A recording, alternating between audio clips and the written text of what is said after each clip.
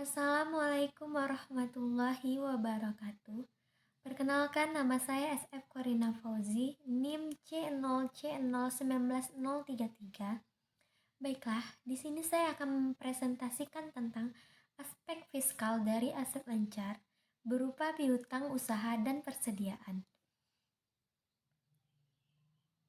Pengertian piutang usaha. Definisi piutang menurut Al-Haryono Yusuf adalah hak untuk menagih sejumlah uang dari si penjual kepada si pembeli yang timbul karena adanya suatu transaksi. Pada umumnya, transaksi piutang timbul karena adanya transaksi penjualan secara kredit.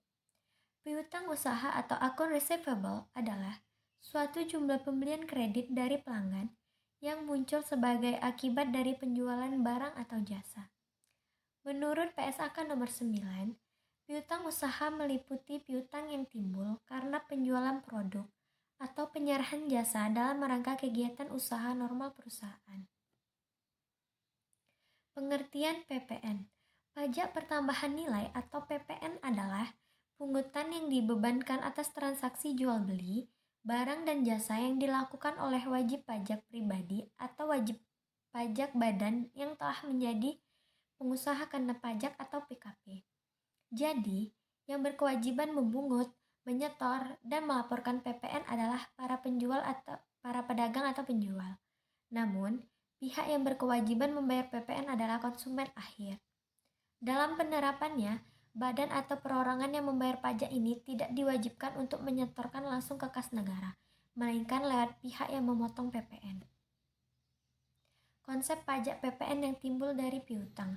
PPN yang timbul karena piutang terjadi karena penjualan barang atau jasa dilakukan secara kredit.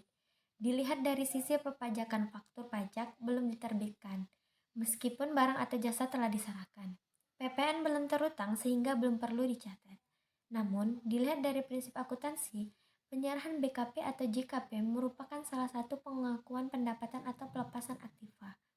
Apabila pengusaha kena pajak atau PKP melakukan penjualan atau penyerahan atas barang atau jasa kena pajak, BKP atau JKP, maka PKP tersebut berhak untuk melakukan pemungutan PPN dan hal ini merupakan pajak keluaran.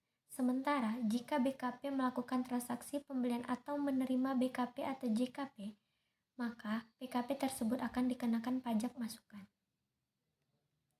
Perlakuan pajak pada piutang tak tertagih. Merujuk pada pasal 6 ayat 1 huruf H Undang-Undang Nomor 36 2008 tentang perubahan keempat atas Undang-Undang Nomor 17 Tahun 1983 tentang pajak penghasilan atau Undang-Undang PPH, piutang yang nyata-nyata tidak dapat ditagih dapat menjadi biaya yang mengurangi penghasilan bruto atau deductible expense sepanjang memenuhi syarat. Pengertian persediaan.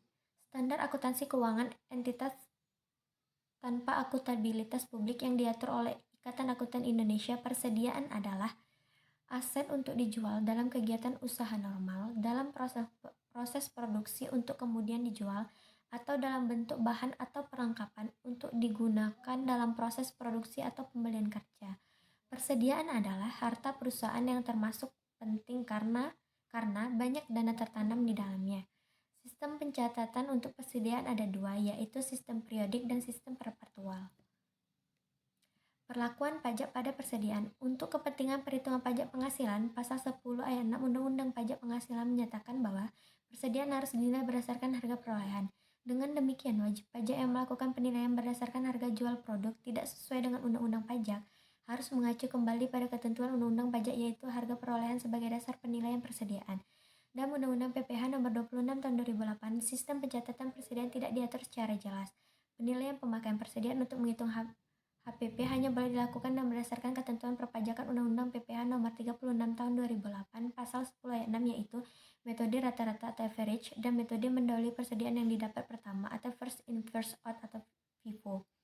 Ketentuan perpajakan Undang-Undang PPH Nomor 36 Tahun 2008 dalam menghitung penghasilan karena pajak harus berdasarkan data yang benar dan bukan berdasarkan penaksiran. Terima kasih. Baiklah, cukup sampai di sini. Wabillahi taufiq wal hidayah. Wassalamualaikum warahmatullahi wabarakatuh.